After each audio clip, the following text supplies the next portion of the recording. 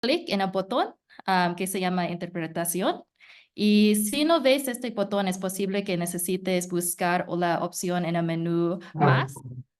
Solamente dar clic en los tres botones y luego seleccionar interpretación. Y una vez que hagas clic en interpretación, deberías ver la opción para elegir tu idioma preferido. Entonces, en español. Selecciona el idioma en el que deseas escuchar la interpretación y una vez seleccionado el idioma, confirma tu elección y la interpretación debería comenzar en tu idioma elegido. Okay, I'm going to do the instructions in English. So for English speakers, look for the interpretation button on the toolbar, which is usually located at the bottom of the Zoom window. Click on the interpretation button. If you don't see this button, you may need to find the option in the More menu. Just click the three dots and then click Interpretation. Once you click on Interpretation, you should see the option to choose your preferred language. Feel free to select the language in which you would like to hear the interpretation.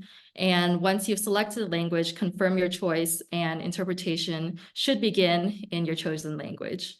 Please note that this webinar will be recorded to share with you and on social media afterwards. Thank you so much for being here. I'll give you a few minutes, 1 minute to follow the instructions for interpretation.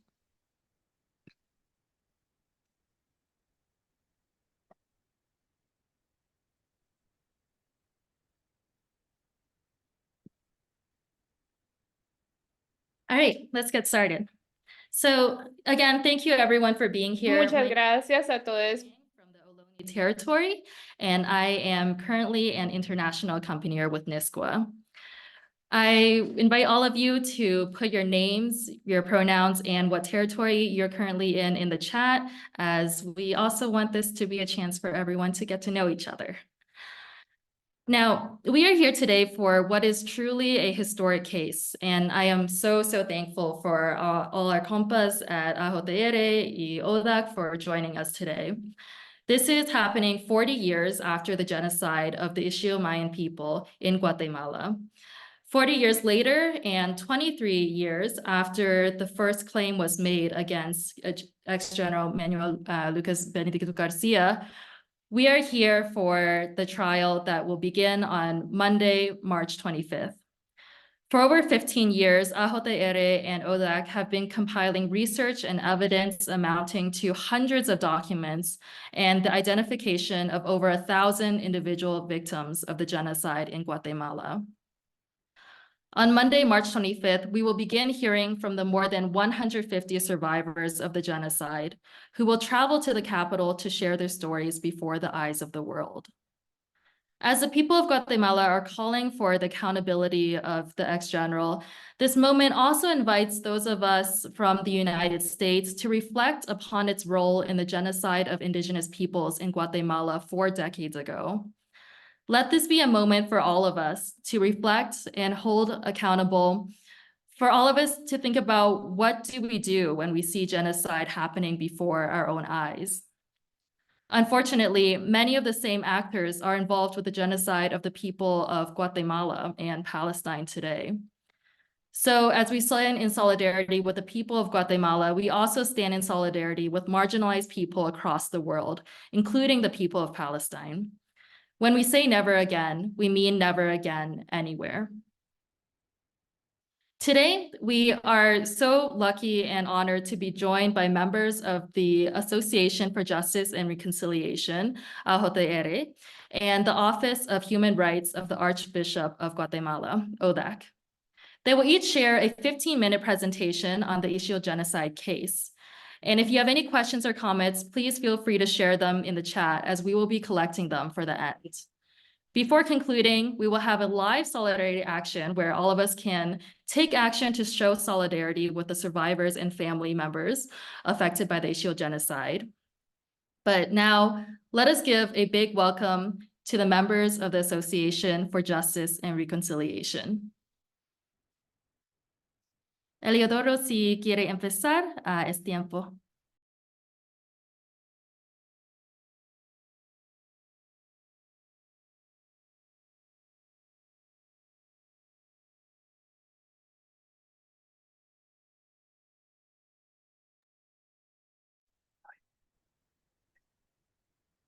Muy buenas tardes. Good afternoon. Welcome everyone to this meeting. I am Elodorio Osorio, and I am a legal representative of the Association for Justice and Reconciliation, AJR.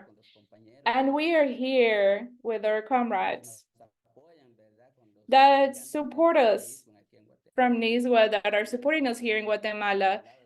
And this lady who's next to me, she's part of the board of directors of the mentioned organization. And thank you for giving us your attention in this moment.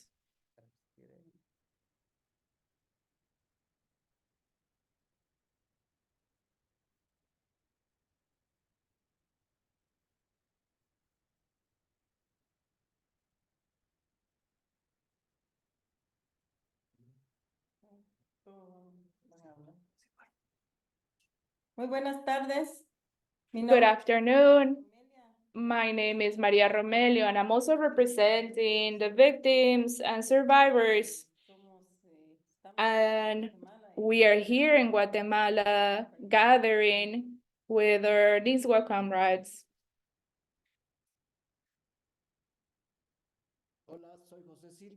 Hola, my name is Jose Silvio, and I'm accompanying the Association for Justice and Reconciliation. In this sense, thank you for attending the invitation, and we're going to share a brief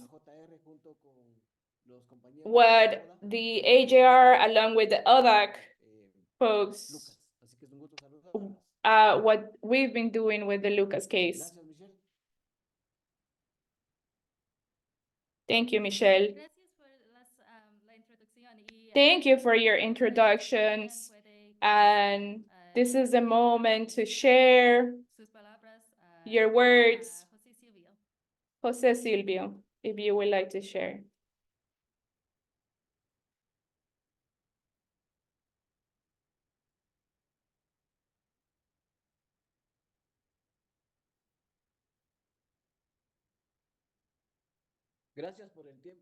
Thank you for the time, Michelle. We're gonna try to share with all of you who are connected in different states. To begin with, we want to thank you for your time, and also we wish to get for you to know what's happening around this case that we call Indigenous Genocide Lúcas. AJR is an association of survivors of the internal armed conflict, of the facts that happened in 1978 to 1985. But the conflict started in 1960 and ended until the peace accords in 66.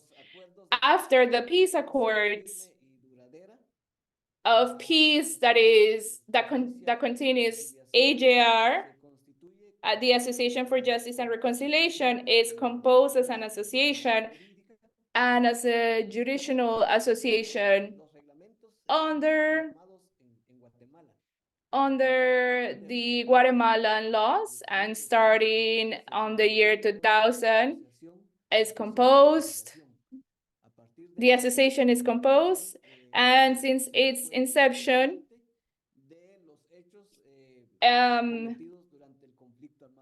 it gets involved with the cases of the armed conflict of what we call the Ixil genocide.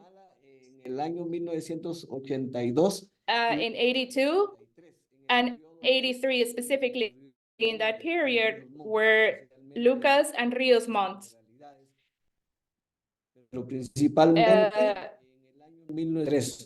But specifically in the year 82 and 83, the association, the association is in 5 regions. We're talking about Quechí Department, San Juan Cozal y San Gaspar Chajul.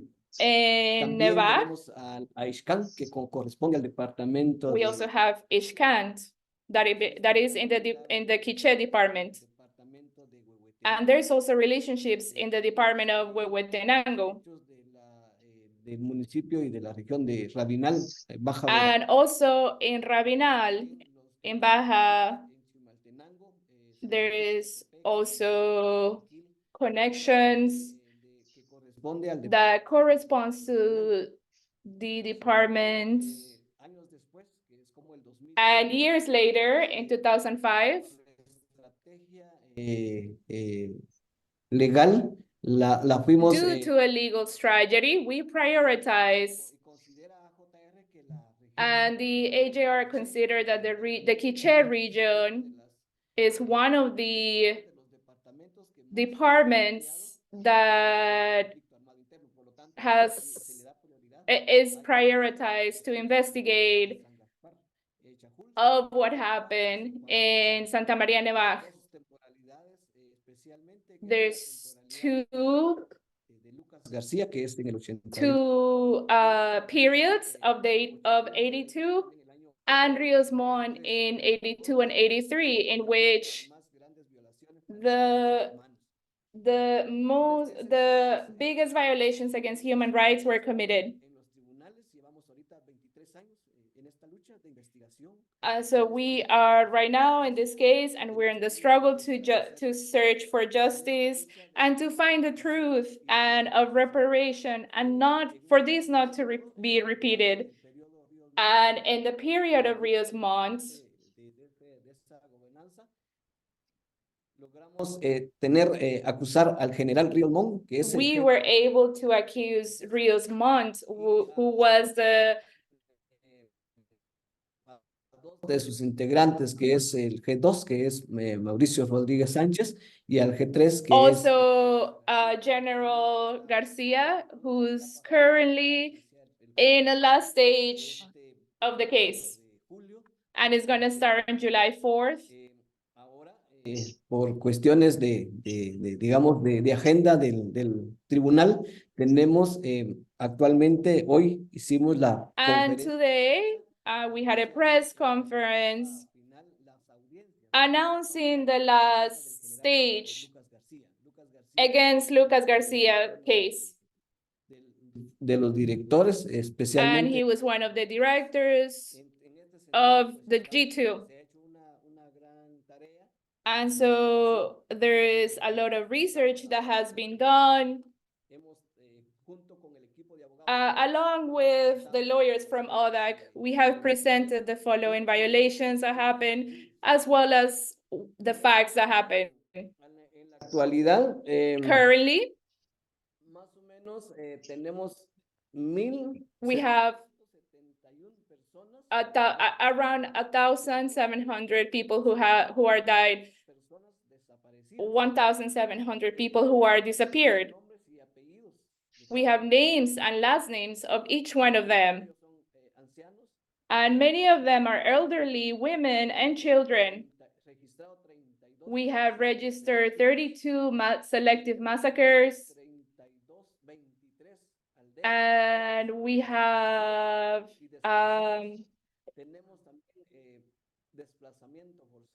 and there's villages, bombardments, as well as hunger and sickness that was caused by this. And this also caused many people to die.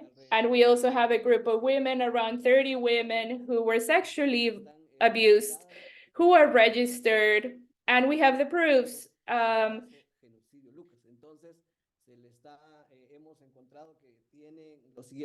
Who are witnesses for the following: for torture and genocide against communities, families, but also community leaders, leaders who lead a community, whether it's a social aspect or a religious aspect. So in that sense, this is the last stage of the process for this the audience for this final for this final case that is gonna last around 3 months. So we're gonna start the 25th and the 26th.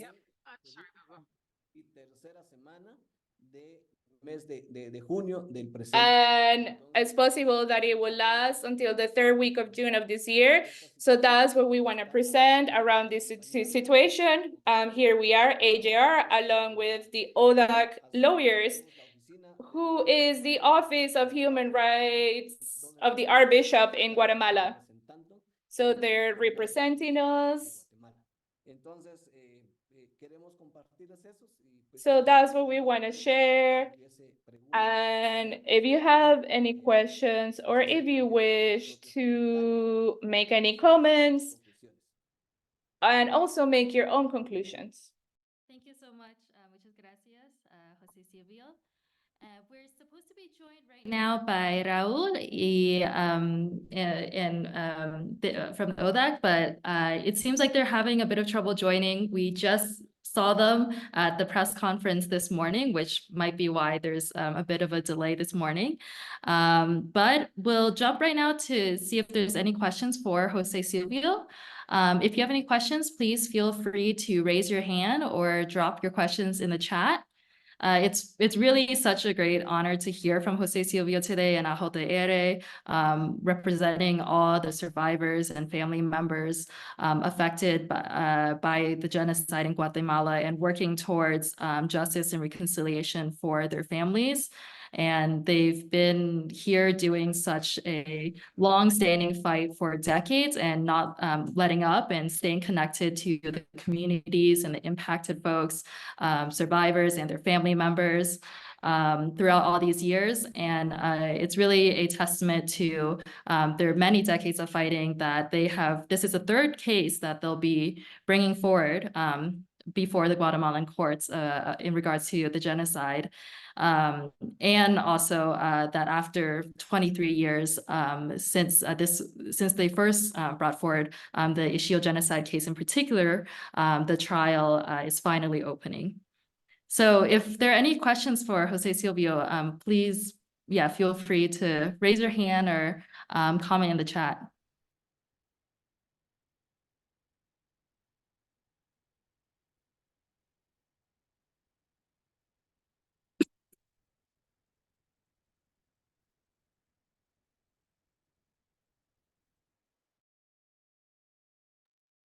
If not, that's okay. As questions come up, please, just feel free to put it in the chat.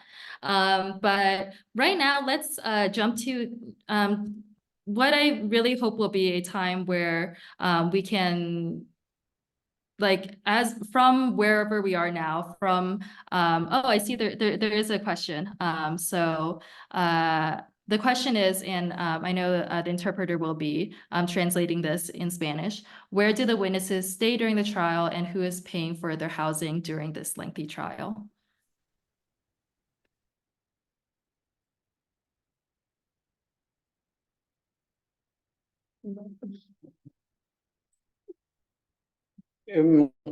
Bueno, es una logística y una gestión bastante amplia.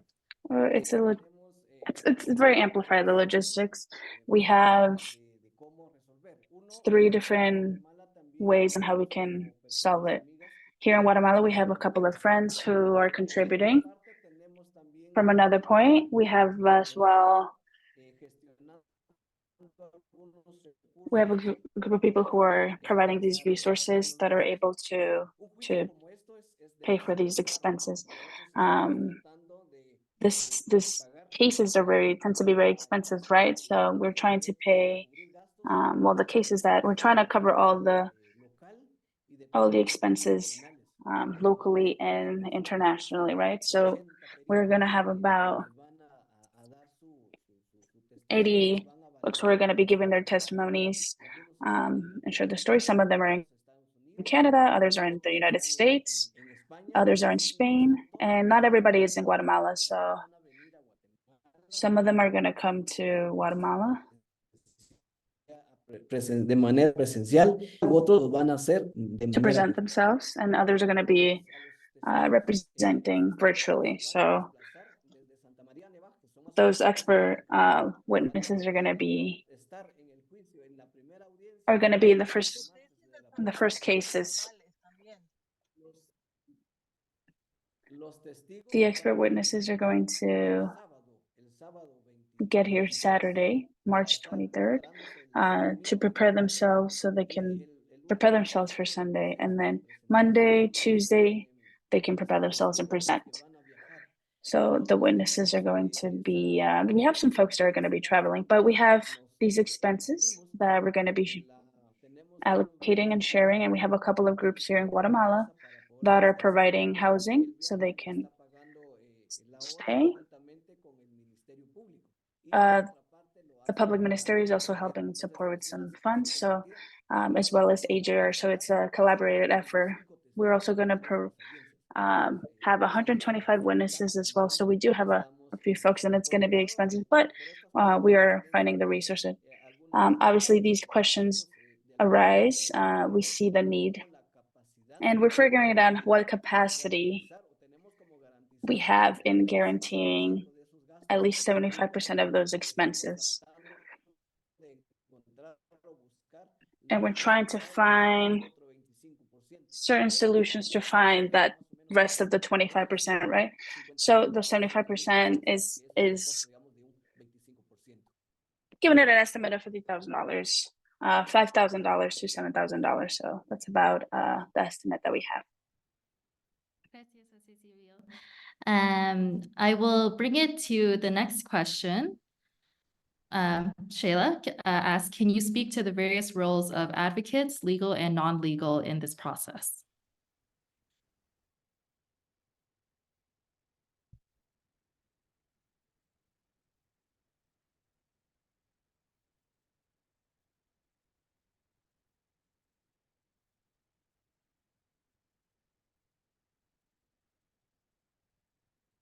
Exactamente. Mire, digamos, el litigio comprende de cuatro o cinco elementos.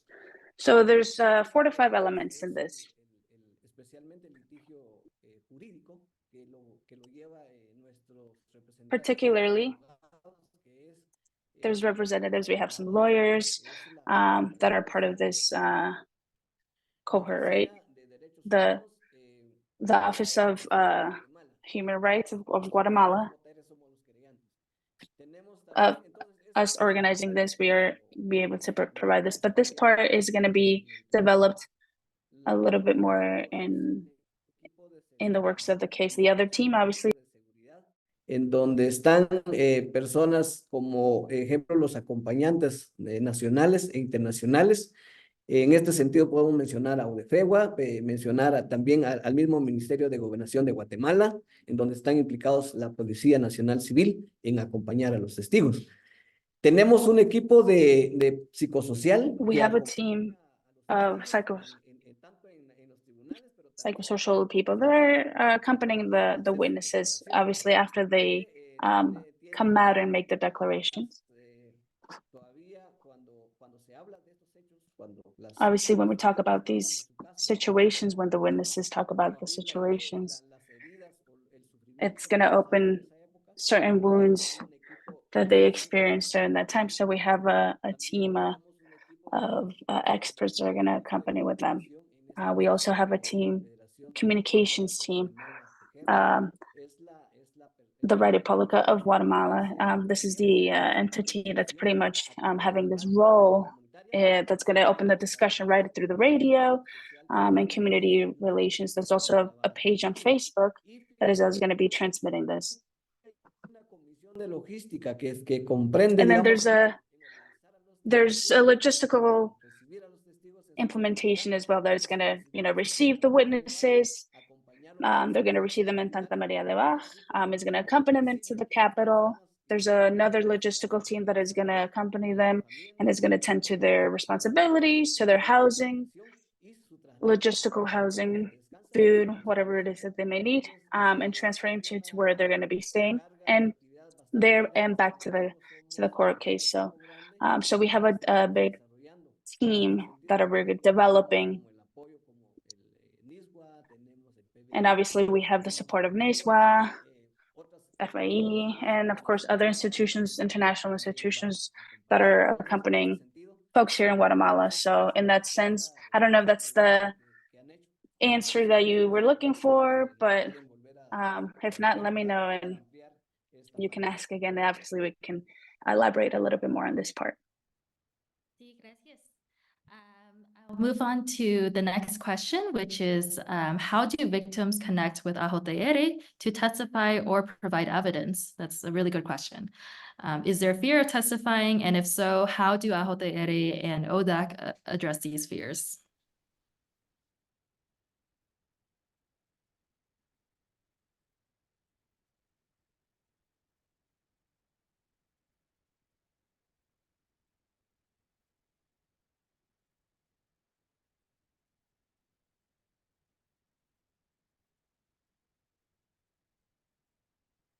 Sí, muy buena pregunta. Yeah, that's a really good question. The associates, that the witnesses, the victims, but specifically the witnesses, they've been going through a process of preparation. And at the beginning, there was, and even now, there's still some fear because the state of Guatemala, through the military coup, it establishes a lot of fear in folks. Well, because I mean, you can lose your life by just speaking about this, right? So regardless, after a certain time, a couple of years, we were able to explain and show that these victims And had that rights, the right? victims have They the had the right right for for the investigation, truth. for They had the right to get to investigation. They had a right to present present themselves in a themselves. trial. And well, it took us This has a while. It took this us has been a about process 5 of years. around 5 years Workshop, psych workshops, judicial psycho-judicial workshops, and where we try to empower trainings. men and women, As, specifically those who were victims of this, to give them and it's been a that process hope and of make them lose losing that fear. So another that was one strategy strategy. has The other strategy been was that the some of these witnesses, witnesses, the AJR that witnesses in AJR each had department, in each of every their department and every communities, communities, they had, certain activities that they were there's interacted with. Some of them could have been massacres, some of them were unfortunately violated. There was different situations that they passed. So with where the base of AJR, the AJR we headquarters, realized that these people didn't have no less than 3. This is where massacre happened, and this is not being presented as individual, so through but these as crimes, groups. they're not representing it through that, but they're representing as And not community, as only in the people, right? Shil So region, in the Shahul, communities of Jahul y San Juan Rosal, it's not it's not only just these 3 them. communities, There's but also there different is groups and teams communities in in Huehuetenango Guatemala and Guixcash that is also supporting the work that AJR is doing. Parece que los dos intérpretes están en el canal de inglés. Sí, están escuchando doble audio en el canal de inglés.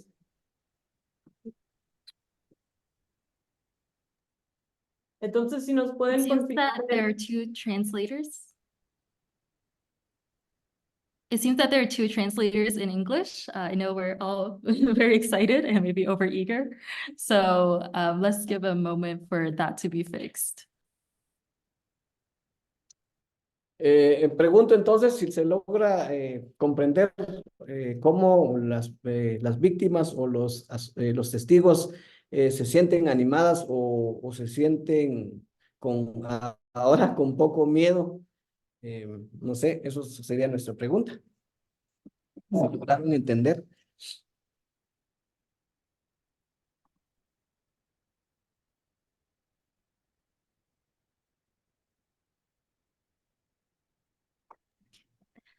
Okay, well, it seems that Raul has made his way to us, so we hold all your questions. It looks like there's a lot of really great questions, lots of thumbs up in the chat and a very lively chat. So hold your questions and keep them coming, because now we're going to give a very big welcome to Raul Najera, investigator of the Office of Human Rights of the Archbishop of Guatemala.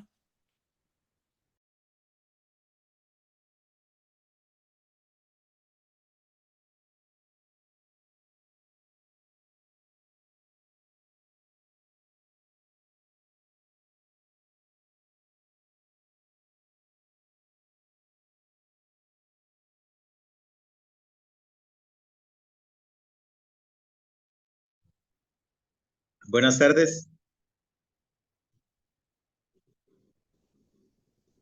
Good evening.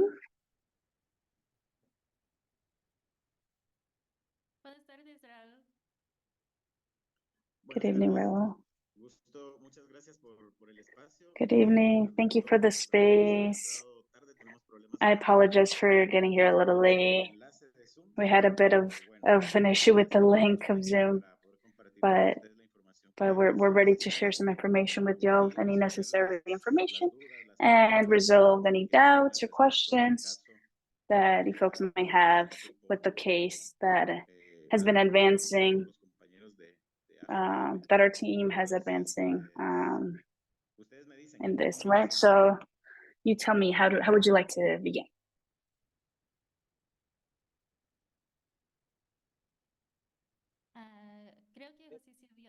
Solo quería comentarle a Raúl y a su Michelle, I persona. just wanted to tell Raul and you folks, there's some legal aspects that we might have the opportunity to talk about, right? But we can also answer any questions around logistics and organizational items that we can also answer, just sharing.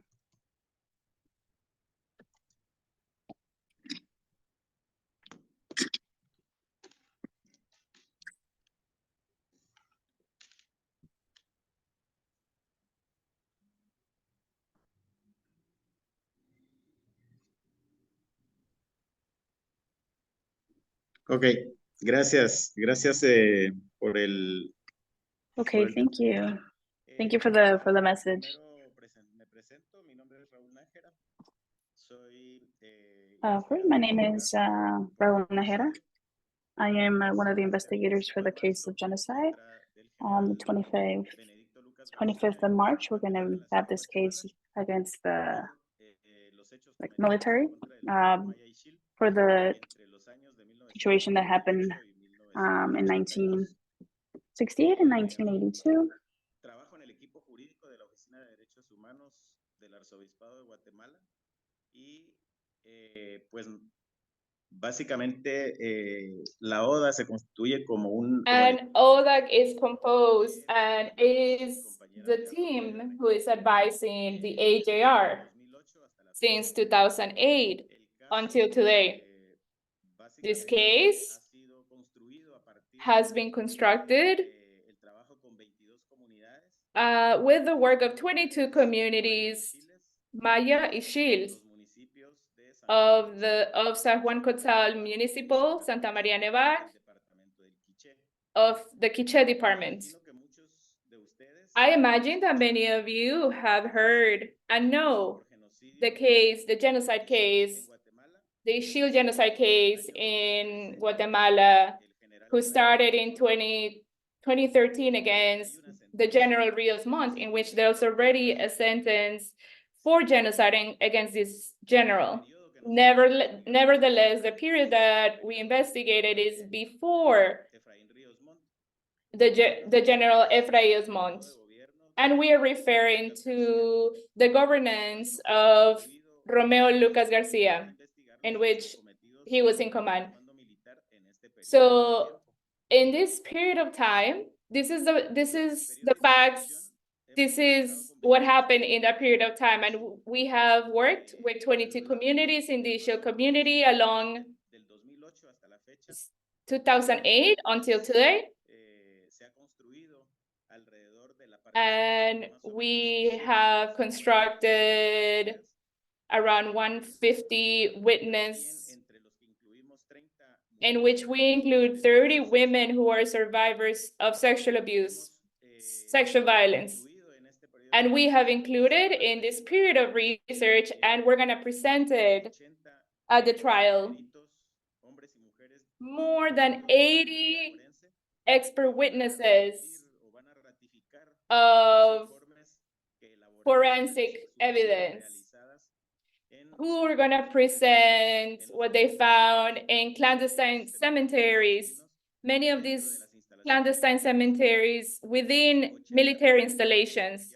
These 80 expert witnesses of forensic evidence are going to present 160.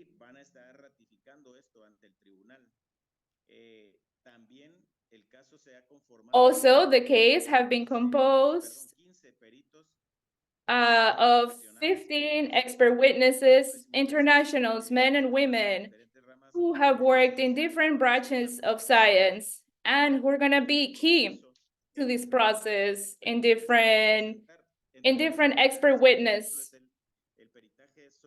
We have an expert witness about the existence of the Maya Ixil peoples and their history, as well as an expert witness around the grave human rights violations against the Ixil people who are based on forensic evidence. There's also experts when it comes to military to explain the way that military units have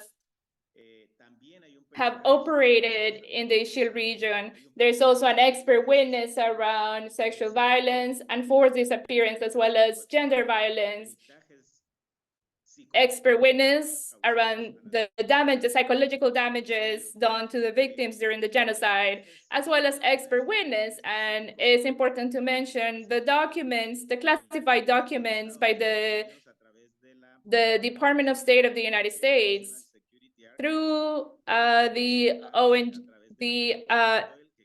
nonprofit archives.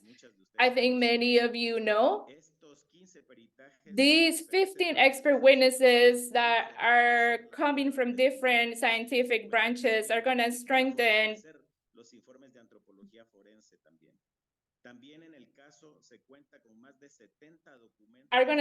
these reports. And we also have documents of human rights violations done by International Amnesty, as well as the Human Rights Commission, as well as done by human rights organizations, international human rights organizations that show what happened in Guatemala in that time. And we also have military documents in which we're going to show that, in fact, the Guatemalan military identified the Maya population, especially the Ixil population, Axil, Caquichel, and Canjoal, Maya Quiche of the regions where the genocide happened, as an internal enemy.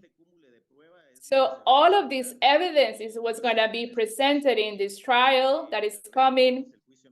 And we repeat, it's going to start on March 25th, and it's going to develop for 3 months.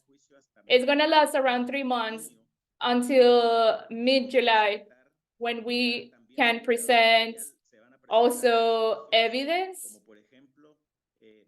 physical evidence, such as firearm.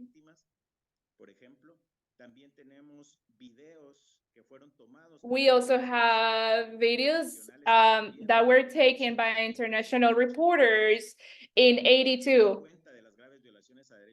that show the human rights violations. And we are going to also have the participation of 2 reporters who are going to talk about the material, the audiovisual material that they have on the ground. And all of this, we hope that it can develop with enough time so that in June, we can conclude with a sentence against the General Lúcas García, who, besides committing these crimes in the Ixil region, but we can also link him to other human rights violations against other Maya populations. And we can demonstrate that it's being a state politic from the state of Guatemala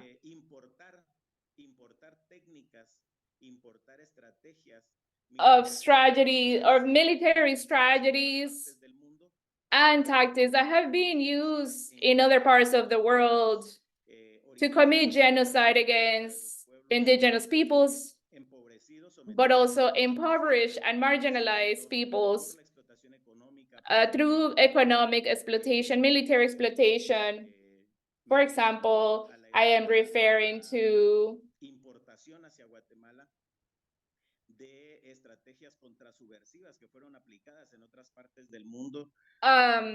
subversive tactics that were exported in Argentina, in Vietnam, military strategies used by Israeli Zionism against the Palestinian peoples. And the experience that has been accumulated, the military has accumulated, the air forces in the United States, against Latin America, against social movements and liberation movements. And in the case of Guatemala, all of these, again, subversive was used as a base for the military in Guatemala under the hands of Lúcas García. All of these tactics and strategies were applied to Guatemala. So what I want to say is that the case, we have everything to have a sentence in June. And the only possibility that there's not a condemning sentence, there is the impunity sectors who still manage the judicial system in Guatemala. So this is a risk for the survivors of the genocide, as well as the AJR and the judicial team and the judges, to be honest and transparent, who have the power to develop a process that is objective, to conclude all of this evidence that are sufficient to say that there was a genocide in Guatemala, and to conclude that Benedicto Lúcas García was responsible for genocide, and to open the door to judge him for this genocide committed against the Maya peoples. So I'm gonna leave it there. I do wanna also take some questions, and also taking advantage of this gathering, we can focus from the international view for this genocide process through an international context that also makes us think about genocide. I'll also make a link and a connection of the military strategies that end up attacking indigenous peoples historically.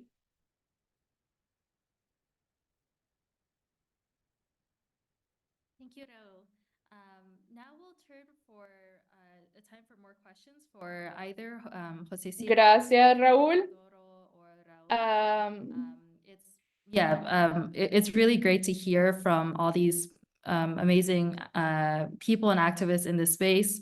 Because of ODAC's work, we have what, as Raul said, hundreds of documents due to their 12 years of gathering evidence, amounting to over 20,000 pages that we'll be bringing to the court. So yeah, so we're really surrounded by experts today on the case. Already, I do see some questions, so I will say the first question in English, and I know be translated in Spanish. And as we read out these questions, also feel free to keep the questions coming. The first question from Willie is, given the documented corruption in the judicial system in Guatemala, is there any concern that there will not be a fair trial? That's a really good question.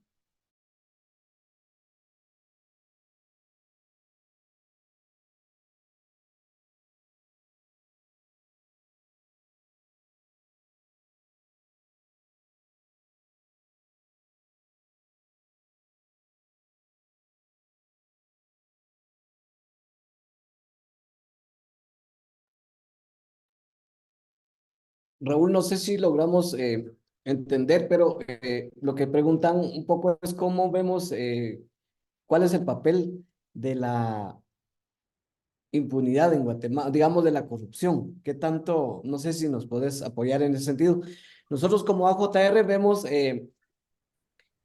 la... As individuals in AJR, we see the que está como the parte de la structure, impunidad es bastante, the bastante fuerte. part of Es bastante fuerte y, por cierto, se le ha como atacado por una parte con esta nueva, digamos, como este nuevo gobierno. Sin embargo, están tomando nuevas formas de organizarse y tienen como la capacidad y tienen las condiciones para seguir fortaleciéndose.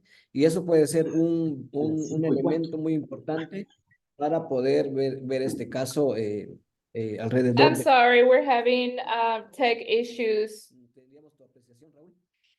So they are asking Raúl to help with the question. So it's a very important question. First, we need to be clear and to know, and we have to say that in Guatemala, even though there's a new government that controls the executive power, el proceso democrático guatemalteco, el sistema judicial sigue the judicial system is still led by people, by groups in power who are linked to the country's oligarchy and the military. La Corte de Constitucionalidad, el Ministerio Público, es decir, la dirección del Ministerio Público, la fiscal general del Ministerio Público, tiene, por supuesto, y ustedes lo saben, graves vínculos. As you know, el hecho de que este sistema de justicia en Guatemala the Attorney General, another groups. So this is a risk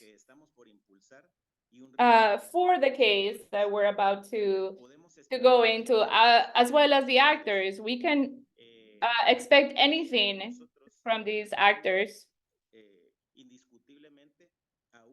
And it is a response to this agenda to perpetuate the economic interest that is not only Guatemalan, but also that have origins in other countries.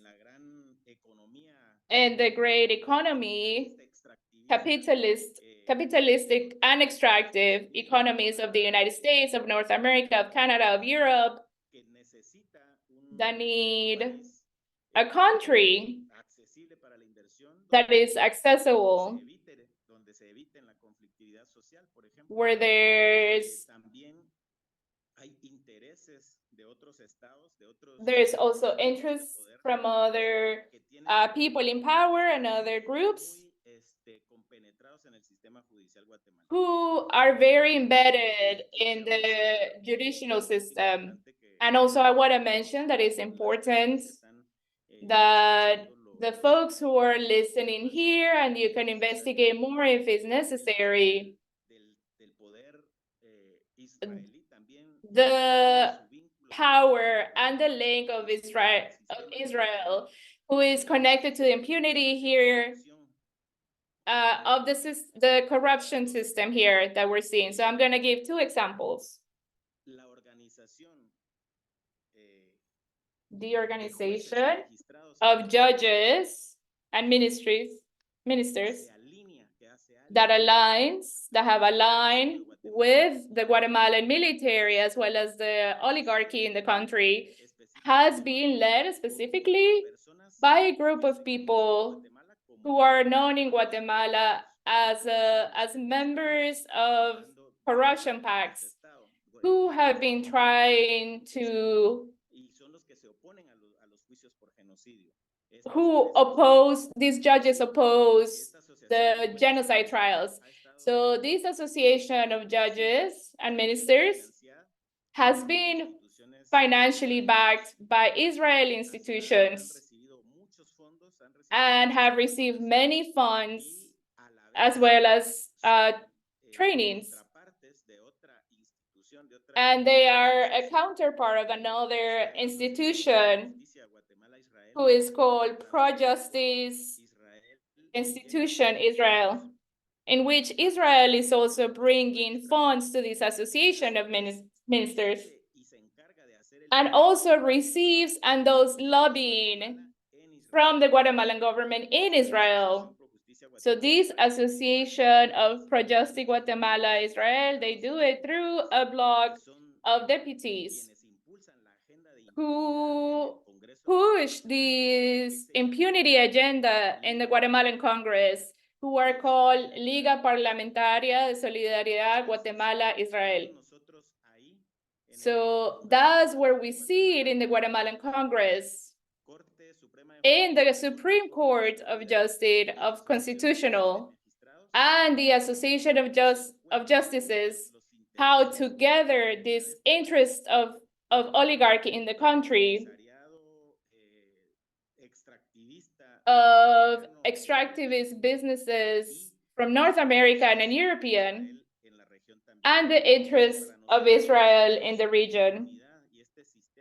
So this impunity and this system of corruption places these processes of justice, of transitional justice, in a tough place. So these are enemies who are really big to confront.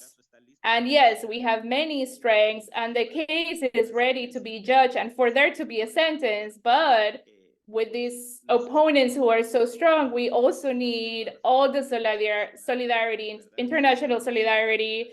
We need solidarity actions to denounce, to be able to show the state of Guatemala and these interest groups at the national level that there is an international support. Yo le uno a esta situación, los que están escuchando al trabajo. And yes, I wanna add an association against terrorism that has been strengthening after the first sentence of genocide against the General Ríos Montt. And it's also fed by corruption, especially by Guatemalan society's funds. So they push these processes against the victims of the internal armed conflict. So it's very tough. Thank you so much, Jose Silvio y Raul.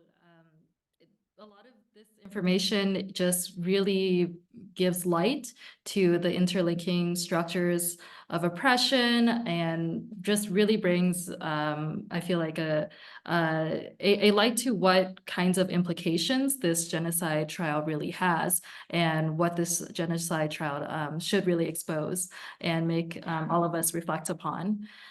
I will move to the next question by M. De Jardín. This one is in Spanish. They ask, ¿tiene esperanzas de que se The question is, do you have hope that there will be justice under this colonial entity that is the Guatemalan Tribunal?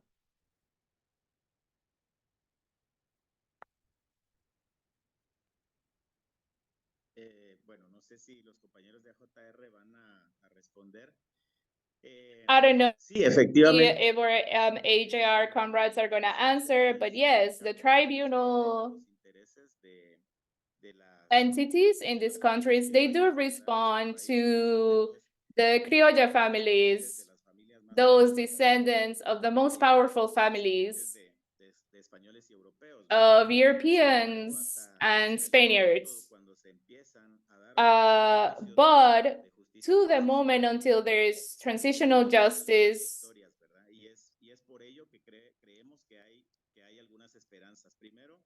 cases, there is some hope. I do want to mention some of the sentences in the trials for the massacre of Dos R's, as well as the sentence of the Sepulsarco case, that many of you may know, which is about sexual violence against Mayan women. the case of Molina Taysen for forced disappearance of youth, in this case of a 12-year-old by the Guatemalan military. Also, the sentence against Efraín Ríos Mont that unfortunately was rejected by the Constitutional Court. All of these sentences show that there are judges who are honest. There are judges who act with the knowledge of the history of our country and who have valued the testimonial proof of the witnesses, who have been able to give value to the word, to the memory, and to the truth of the peoples, and have been able to take these scientific proofs that have been constructed precisely with the survivors and international and national experts. And so, yes, there are judges who align themselves with that historical truth. And so I think that it is important to accompany these efforts, such as the one that AJR is going through right now, to be able to have a condemning sentence. And I want to add the importance of international accompaniment. These struggles since 2013 and 2018, the struggles of the AJR, it's been... Entonces, hay dos maneras de cerca. Y por otra parte, I'm sorry, it cut off. Como hemos dicho un poquito más antes, and also the support. This case has a lot of logistics and economic funds. So since there is not the economic support, the AJR has 15, 20, 30 people to a courtroom to support the witnesses. So it's so important for these cases. That support is so important for these cases. And that's what I want to share here. Thank you so much. The next question is from David. He asks, in a genocide prosecution, it can be very challenging to prove intent to commit genocide. How do you expect to prove intent in this case? If you fail to prove intent, could the court still convict the defendant of responsibility for war crimes?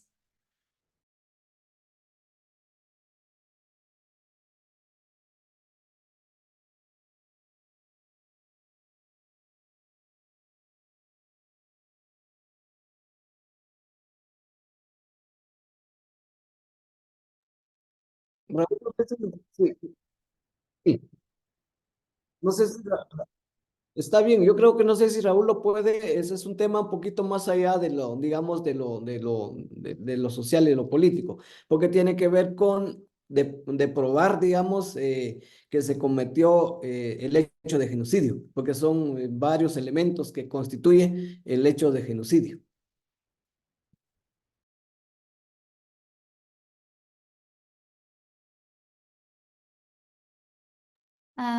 Raúl está hablando. No podemos escucharle. Ah, perdón, es que no había puesto la necesidad de traducción del inglés al español, entonces no escuché la pregunta en español.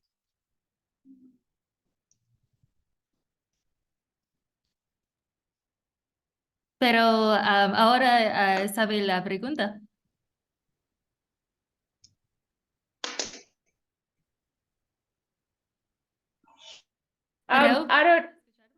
I don't think Raúl can hear me. I read the question, but I don't know that he can hear me. ¿Será posible escuchar la pregunta en ahí está, ok. Mostrar la intención. Exacto, sí, entiendo.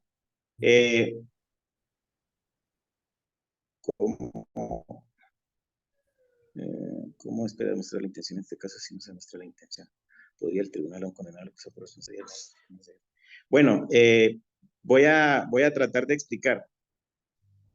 So I'm gonna try to explain. So Raul hadn't seen the question, but he read it out. So to show the intent of genocide, you do have to show the intent. In this case, the intent has been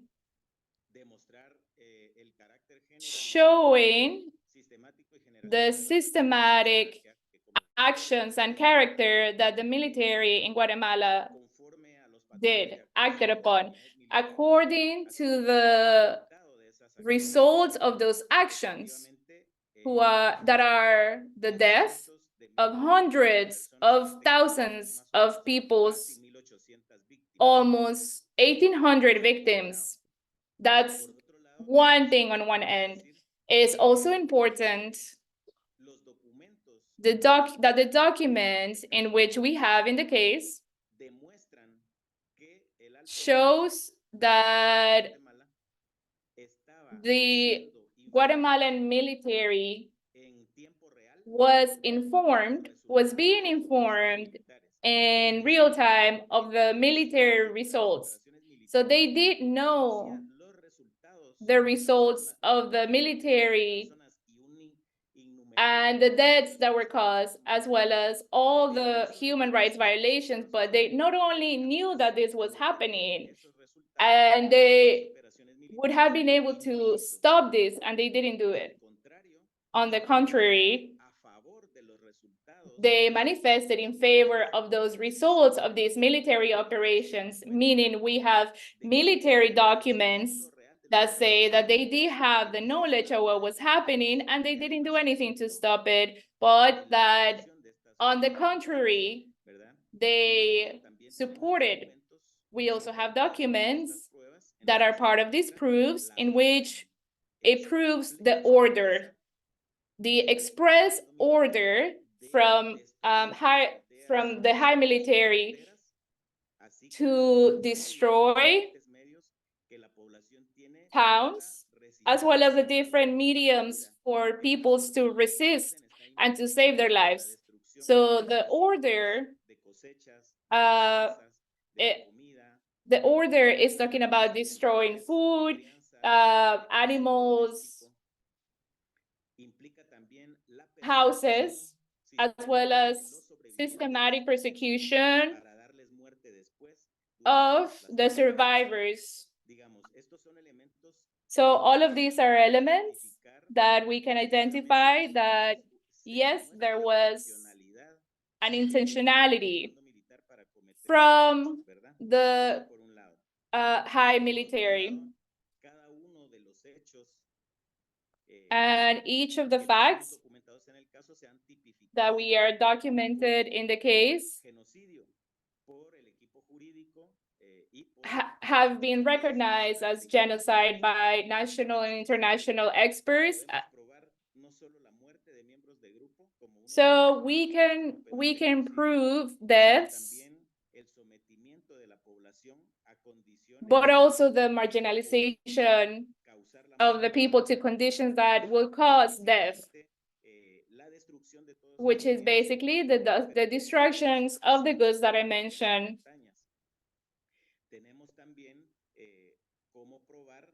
But also a persecution in the mountains. And we can also prove the intentionality to cause damages to the Ixil people that damage the reproduction of these people in that specific context. So we have enough elements to prove that effectively that there is an evidence to destroy the Maya Ixil peoples, and that we can prove in other cases that are being documented against other Maya groups that will show the genocidal intent. Thank you. So now it's almost time to pass to the next step. And let's just finish with a final question, which I think is a very important question. Mary Jo McConaughey asked, will the court sessions be open to the public? And yes, they are open to the public, and international accompaniment and international observation are so important during the next few months to ensure that the case move along smoothly.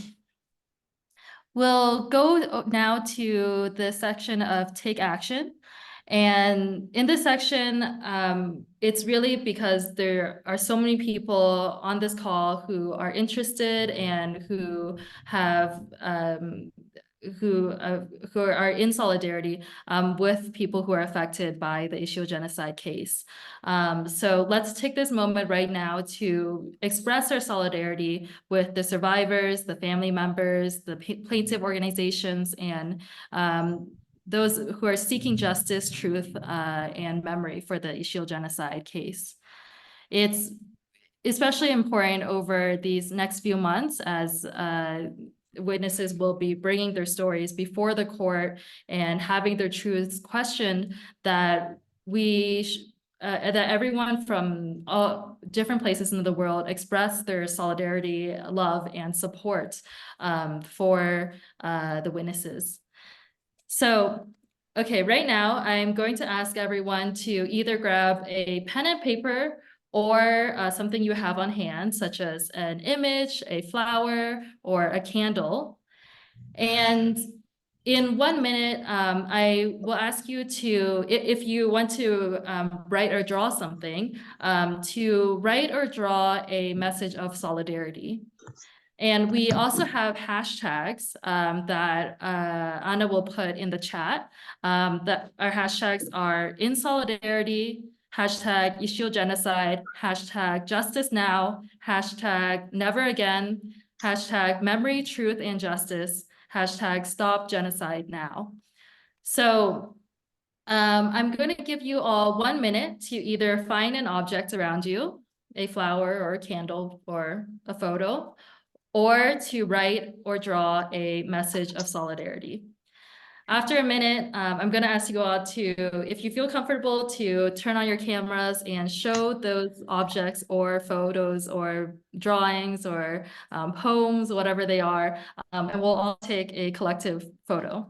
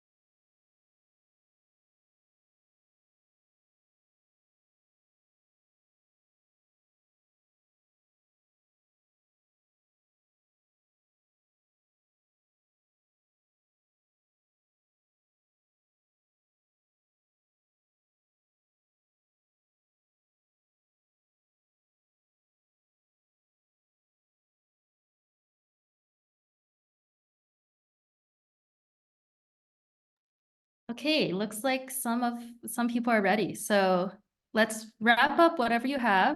And if you feel comfortable, turn on your cameras, please. Don't be shy. Also okay if you're not comfortable, but you can block your face if you want, like Bertha is doing.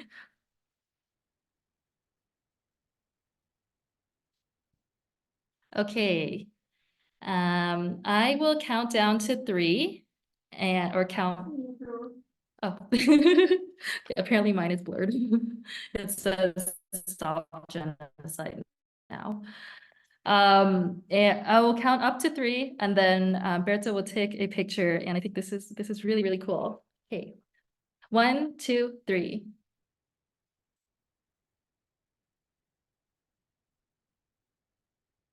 Okay, we have the photo, and we'll share it out.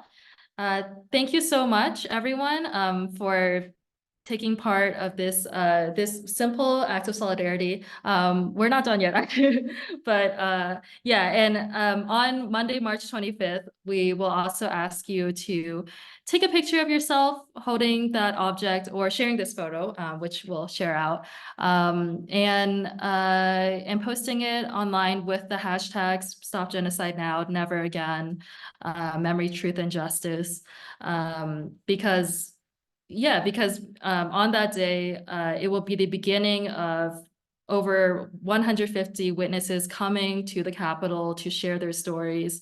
And it is so important for all of us to express our support, our love, and our solidarity with everyone who's brave enough to finally, after 40 years, share their truths before the eyes of the world. I will now pass it over for any closing words to Eleodoro, Jose Silvio, Raul. If you have any closing words, please feel free to share.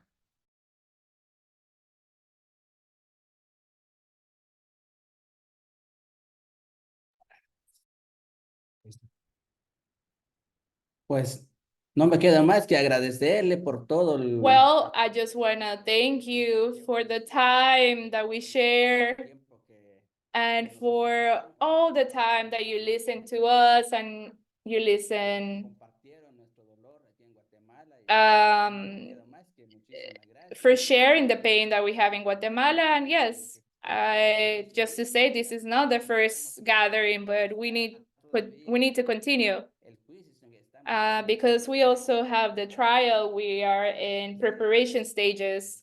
nos acompañe durante el So it would be great to porque aquí siempre vamos a estar. have your accompaniment throughout the trial. Gracias. Yes, Raul, anything you want to say? Gracias.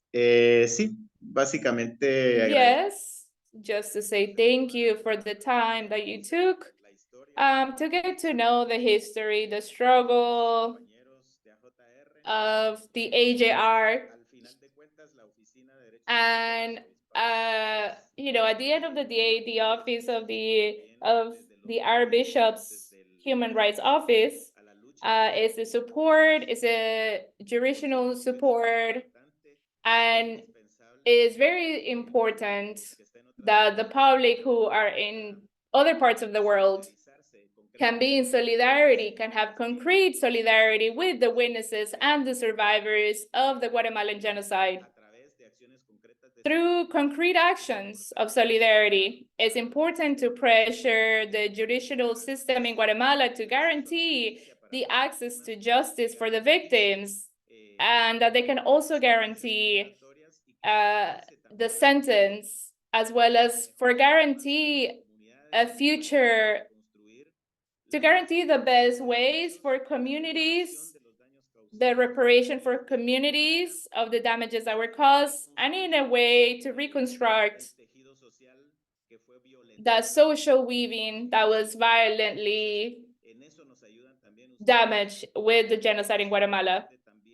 So it's important to have that call to action to your communities, to your comrades, to your co-workers, so that solidarity is manifested through letters, through actions at embassies, through social media actions. So welcome everyone, welcome these solidarity actions, and thank you so much for listening to us. Gracias, thank you so much. Yes, as Eleodoro and Raul said, this is only the beginning. The case will be opening on Monday, March 25th, but it will be continuing from what we know of the past many months beyond that. And from NISQA and of course AJR y ODAC, we will be following every step of the way. NISQA, it will be planning to post daily updates on our social media. So please be sure to follow us on our social media, which Anna has thankfully put in the chat. And And as Raul said too, it is so important for us to show solidarity from wherever we're from, by expressing messages, sending letters, doing actions with our embassies. So, and I think really just uplifting this message and uplifting the implications of this case, because this is really a historic moment, a historic moment for the world. So thank you so much. Please be sure to follow us, and a big thank you to Ahoteere and ODAC for joining us for today, and their presentations. Gracias, Niswa. Thanks to Niswa.